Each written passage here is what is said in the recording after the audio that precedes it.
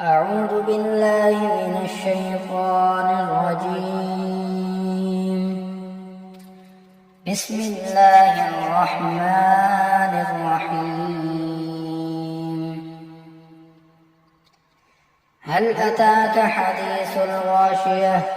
وجوه يومئذ خاشعة عاملة ناصبة تصلى نارا حامية تسقى من عين آنية ليس لهم طعام إلا من ضريع لا يسمن ولا يغني من جوع وجوه يومئذ ناعمة لسعيها راضية في جنة عالية لا تسمع فيها لاغية فيها عين جارية فيها سرر مرفوعة وأكواب موضوعة ونمارق مصفوفة وزرابي مبثوثة أفلا ينظرون إلى الإبل كيف خلقت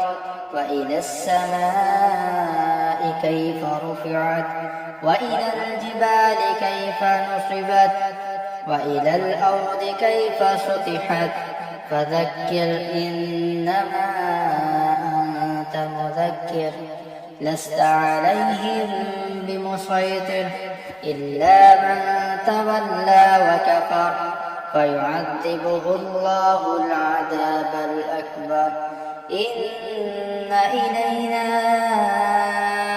إيابهم ثم إن علينا حسابهم.